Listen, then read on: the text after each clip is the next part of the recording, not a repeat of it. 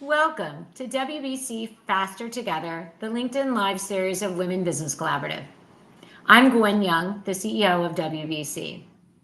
For those of you that don't know, WBC is an unprecedented alliance of over 80 organizations focused on women's leadership and diverse leadership across the business landscape, and hundreds of business leaders who are coming together, building a movement to achieve equal position, pay, and power for all women in business.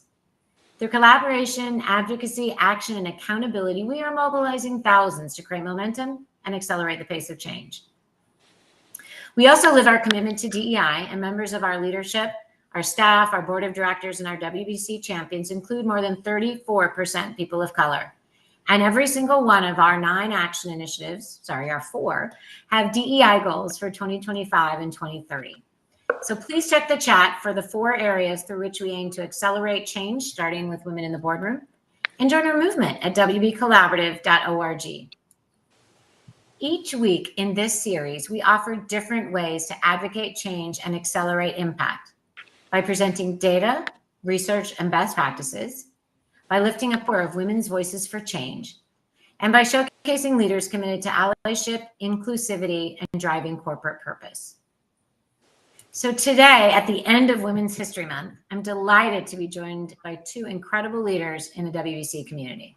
Anna Dutra, a former WBC board member and the co-chair of our Women in the Boardroom Action Initiative, and Susan Paley, the vice president of chapter networks at the National Association of Corporate Directors, NACD, one of our key partner organizations. And at WBC, we are proud to work with over 20 organizations that are committed to achieving equity in the boardroom. So one of our 4 action initiatives is the Women in the Boardroom. And through this action initiatives, we work closely with our partners and our champions like Anna and Susan to diversify the boards of directors of public companies by aggregating data, by sharing those out in monthly reports. But we also work on amplifying the opportunities that exist for organizations and companies working to advance women in the boardroom to come together and create impactful change. So as you can see, we are really trying to drive impact. And so that's what we really want to talk about. What is actually really happening? So first, Anna and Susan, welcome. I'm looking forward to this conversation. Likewise. Thank you. So at our recent event for International Women's Day, we heard from a panel of board leaders who discussed the critical importance of topics impacting the boardroom, like building the pipeline, right? Issues impacting board governance, the increased need and use of AI, but also cybersecurity expertise, and the impact of the sort of pushback around DE and ESG on the board of directors. So let's talk about what are your observations about this current landscape, and what does this look like from the board perspective? Anna, why don't we start with you? Thank you, Gwen. First of all, it is such a pleasure to be here with you and Susan, 2 amazing leaders, and have the opportunity to share our point of view. As you know, I've been serving on boards for about 20 years now, so I have seen the change in landscape and the evolution, and in particular, the steady increasing interest and numbers of women in the boardroom. So your question has 2 parts, right? In terms of women in the boardroom, I think we're seeing, number one, more interest, definitely tons of capable women, and boards have been more proactive about when doing a search, asking for a diverse slate, which is something that 20, 15 years ago just did not happen, right? But searches now, they come with a 50-50 gender split. The other thing is you asked about was about changes in terms of demand for specific expertise, right? And I think that on that, the pendulum swung a couple of times. So we went first from only looking, when I started, if you had not led a P&L in a large organization, you would have very slim chances of joining a board, in particular a public company board.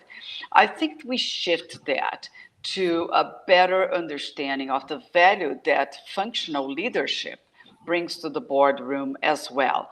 But there's a big but there. So we went from a time when everybody expected the SEC to require that every board would have to have a cybersecurity expert in the room, and suddenly you see lots of CISOs joining the boardroom.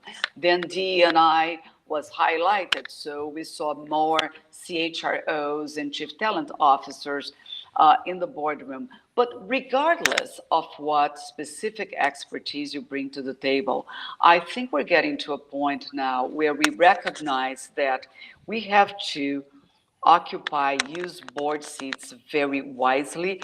So you cannot be, as a board director, unidimensional, right? I've served in boards where you have the cybersecurity expert who only talks cyber. You have to be first a great problem solver, business leader, understand business, and then be an expert in one particular area. So I think that that's what we're seeing now, and I actually appreciate that trend and the direction we're moving towards. Well, Gwen, I want to co-sign on what Anna just presented, starting with her comment at the top about what a delight it is to be here with two amazing, powerful women. So it's a pleasure to be invited. Everything Anna just said, I can underscore by saying we've come a long way. I oversee for NACD the search practice. And when our clients come asking us for a slate of highly eligible individuals who will truly serve as strategic assets for the organization, taking up one of those very valuable coveted board seats, they inevitably want to have a very diverse slate presented to them. So we've come a distance on that. And there was a survey done a couple of years ago, and Gwen, maybe this is part of the stats that you send out that you referenced in your newsletters, but I think it was Crunchbase and Him for Her who did a survey maybe 3 years ago about some of the best funded private company organizations that on their boards, 14% of the seats were taken by women, and that for women of color, there were as many of those on the boards they surveyed as there were people named Dave or David. So we've probably heard numbers like this in publicly traded companies. For the S&P 500 today, there are 33% of the board seats are held by women.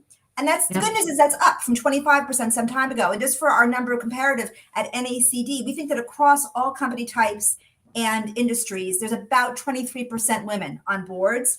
And at NACD, our members, who are board members themselves, about more than a third of them are women. So they're in the game, they're in the conversation. So we see that in terms of ticking upward in the conversation, because as Anna pointed out, back in the day, you had to be more or less a CEO or CFO to get one of those coveted board seats. Those days are over. Now we're in a volatile, complex world.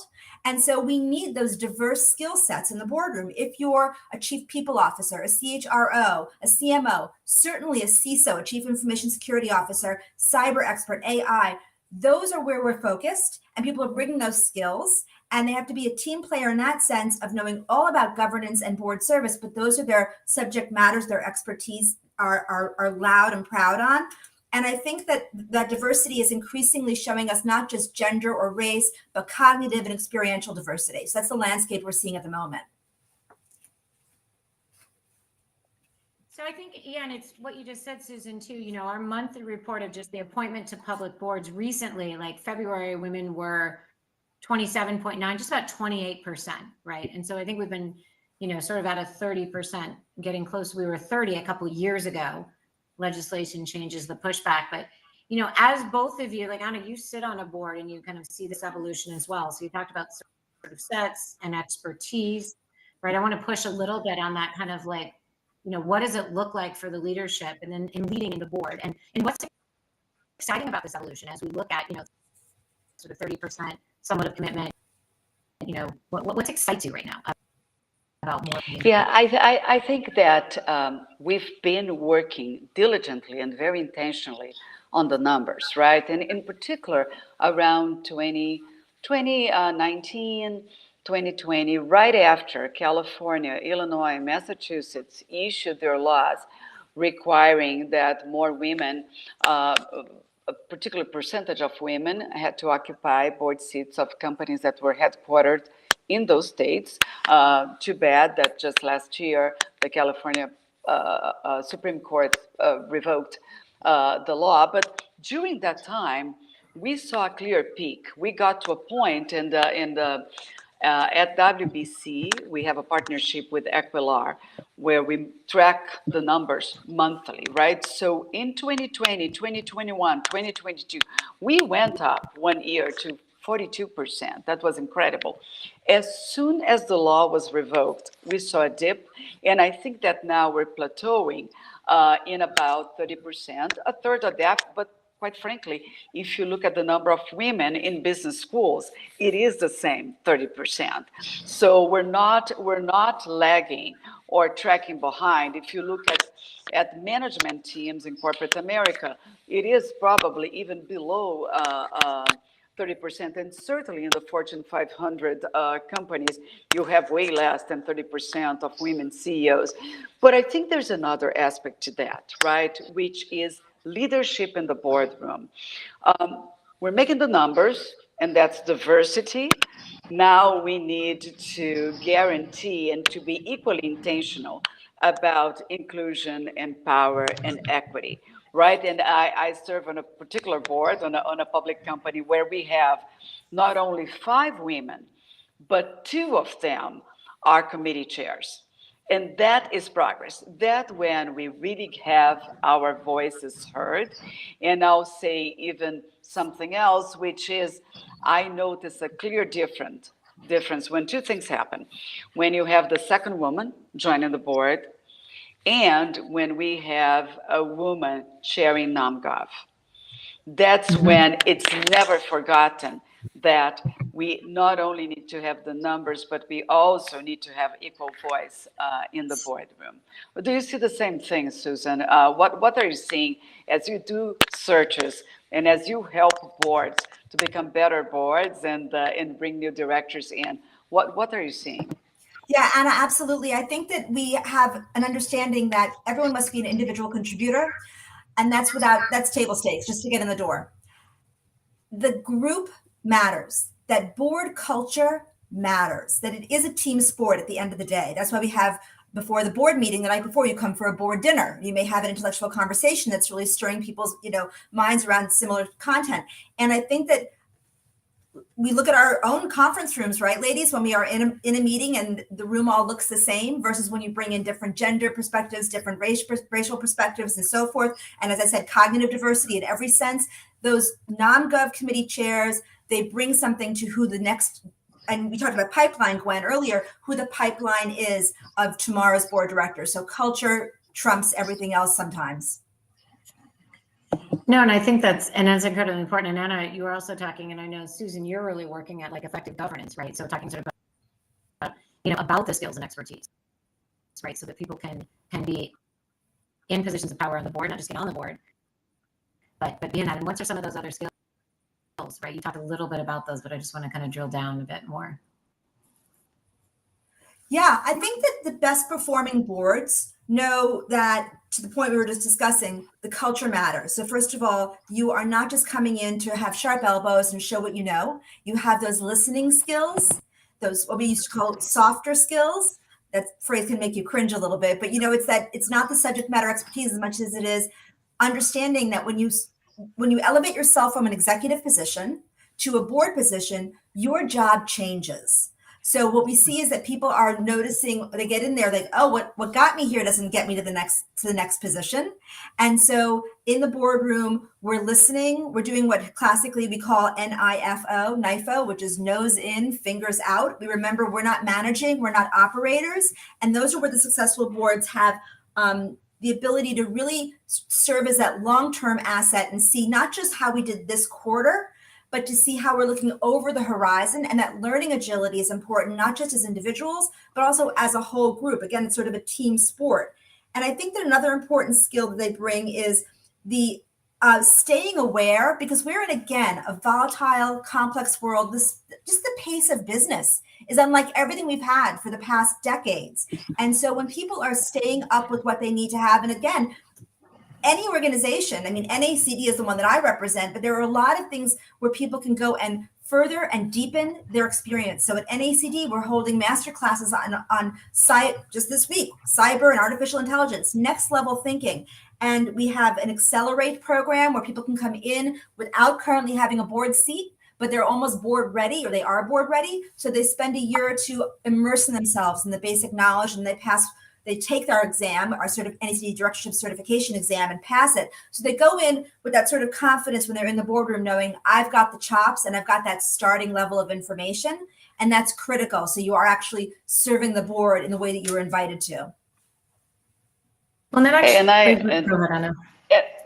and I can confirm everything that Susan is saying. As an NACD faculty and contributor and engaged member, one thing that I always tell aspiring directors, right? And I'm always getting the calls, what do I need to do and all that. And I ask, well, when was the last time that you went to training, you took a certification, you attended a program? And if, quite frankly, if the person says, oh, I either never did it or it was over 2 years ago, I say, you know what? In my book, you wouldn't even be a candidate. So I always shout, I say, listen, go take Director of Professionalism 101, which we're actually, I'm working with an ACD in changing, revamping the program and changing the names. Go take your director certification every year. Then after that, pick a topic. It could be the CERT certification, which is a partnership between NACD and Carnegie Mellon. It could be audit. It could be climate, ESG. There is so much to learn. And longer gone are the days when board members would just sit in the room and just hope that they were educated by the board. We have to be proactive to be excellent directors. So that's this is great, because I'm going to move on sort of, the proactive piece a little bit in kind of a different angle, right? So we're all part of a collaborative, right? We're Women Business Lab. We talk about collaborating. Anna, you and I worked with the WBC to build the 75 board directors certified in cyber, the Women Cyber Governance Collaborative, right? We have our action initiative I talked about at the beginning, which NACD is a part of. How important is collaboration in allowing us to get to kind of where we want to be, where this, 30% is reflective, but is sustainable and keeps going? Yeah, listen, there's power in the numbers. There's power in intention, and there's power in what I call pay it forward, right? And I'm a firm, I always say that, I'm a firm believer in karma. You don't help another woman to get ready and get on a board. Shame on you. Karma is out there. So I think that the collaboration happens not only across organizations, as you mentioned, Gwen. We have over 20 organizations in our WBC board initiative, but it's also across individuals. One thing that I always say, listen, if you get a call for an opportunity, a board opportunity, and you're not qualified, you're not interested, you're conflicted, don't just hang up the call and say, oh, I'm not a candidate for that. Give 3 names of strong women. How many times I get a call saying, oh, we're trying to find a qualified technology expert or a qualified financial expert. It's so hard to find women. Like, oh, wait a second, I have a whole folder here. I have a whole file. I'll send you 10 names. Pick one from those, and if you don't like any, give me a call, and I'll give you more names, right? Send candidates to Susan. Send candidates to Gwen. I mean, we cannot guarantee that we're going to place you, but we will certainly try, and we will certainly advocate for you. Yeah, Gwen, I would add to that, absolutely, Anna, and I would add, when you asked how we can raise the power of our voice, I think that listen, we all understand that diversity is not just a want to have, it's a need to have now. That's fait accompli. And I think that boards can increasingly hold management responsible for ensuring there's gender parity at the C level and the pipeline to the C level, because that's where board members are born. Absolutely. So this is the perfect, I feel it coming. You guys feel it coming? What is the call to action, right? what's the call to action? I always say, what's the call to action to, businesses and boards? But like, what is the call to action? Susan, you're right. I see it. What's the call to action? Well, I had a feeling you might ask us this, Gwen. So I had 3 things I'll fire off real quick as we're closing in on the timing. One of them is that I don't need to tell your audience, but I will say it, get involved. Just watching this particular live stream or the recording of it means that you have an interest in it, and that's 50% of the battle. So whether it's this network, NACD, or any other valuable networks across the country, find your network and get involved. Secondly, I think it's a trio for me. Know your stuff, know your audience, and know yourself. Board services isn't for everyone. Figure out if that's the case. Get in conversations. And my third one is to the point that Anna made earlier. If you're not helping another woman, take a look at yourself, put out your hand and help that other woman. My friend has a great phrase, and she says as a little mantra, goodness doesn't just flow to me, it flows through me. Love that. Love that. Anna. Oh, how beautiful, Susan. We could almost close right there, right? So I'll add just one to you. As you look at companies, or you serve in boards, or you're looking at board composition, praise the ones that actually encourage and support diversity and inclusion, that have 2, 3, 4, 5 women. I serve on a board with 5 women. I mean, who would ever imagine that? Public company, global company, super dynamic. And also call out the ones that don't and ask why, right? So don't be afraid to do that, but don't just call out, also compliment and praise the ones that are doing the right thing, because there are several amazing companies out there that are doing the right thing in terms of creating diverse, innovative, dynamic boards, and that just reflects on their performance as well. Absolutely. And that's so in that is thanking both of you, right, for working together as we all do, for recognizing those companies and where the progress is, and for continuing to work and promote one another. So thank you both again. Thank you for your time and expertise. Thank you, Gwen. Thank you, Anna. It's a pleasure. Thank you, both of you. It is. It's a pleasure. We will continue this conversation throughout events. WBC has our next virtual event, May 15th. Of course, our Action for Impact Summit, where we get to highlight those companies that have boards with parity, which is incredibly exciting. But as you noted, Susan, that's all we have time for today. So to the audience, we invite you to wbcollaborative.org to learn more about WBC's initiatives focused on not just increasing women in the C-suite and boardroom, but addressing the underrepresentation of women in STEM and addressing the available capital for women, but really being there to advance a pipeline of women leaders that are going to bring gender and pay equity, diversity, equity, inclusion to the business landscape. So join us weekly to keep up to date on the progress, on the movement for gender equity in business and the latest issues.